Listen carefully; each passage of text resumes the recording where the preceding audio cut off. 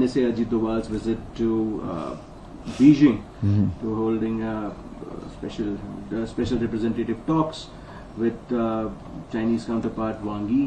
What are your expectations? This would be the 25th round that they will be talking about, and what will be the talking points according to you? Well, it's a very good thing that NSA Shri Ajit Doval ji has gone to Beijing for the 25th round of the SR talks. These are very important talks, and they happen regularly, and it is good that the momentum is being kept up.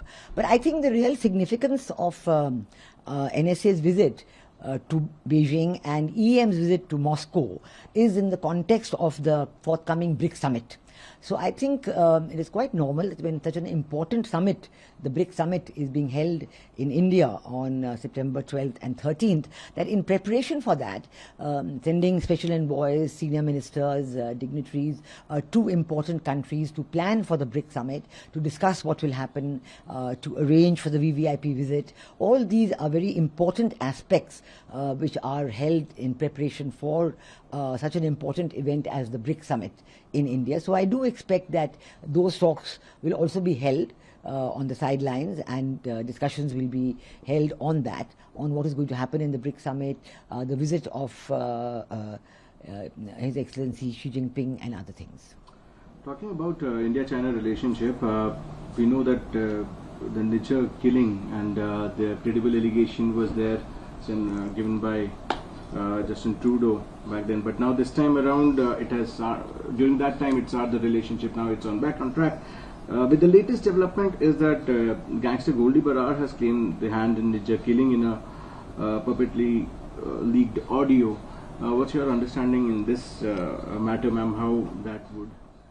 Yeah, well, I heard about that leaked audio, and if anything, it proves India's point. I mean, that India had been saying from the very beginning that India had nothing to do with the assassination of Niger, and that we have absolutely no responsibility, no involvement at all of any kind.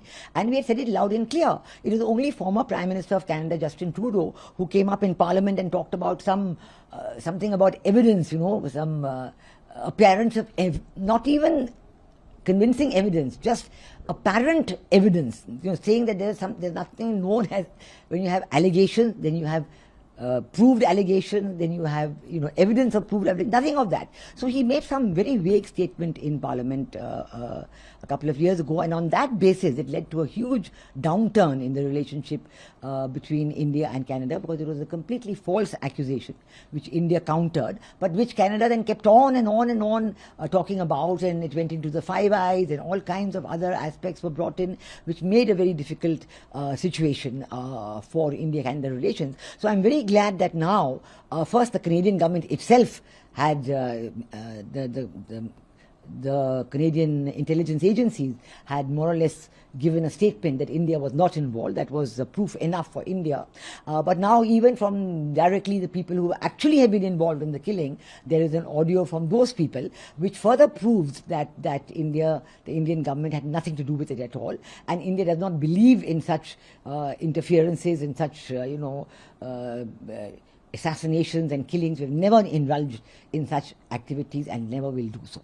Well, I think this is a very strong message by India, letting the National Security Advisor to go to Beijing. It's a strong message in the sense that India is ready to make a good relation with China, provided that the border should be quiet, the tranquility and stability should be there, and all the disputes should be solved before any kind of an asset or a trust-building measure should be taking place in terms of the economy and the bilateral relation. I believe this is the first step India wanted to give.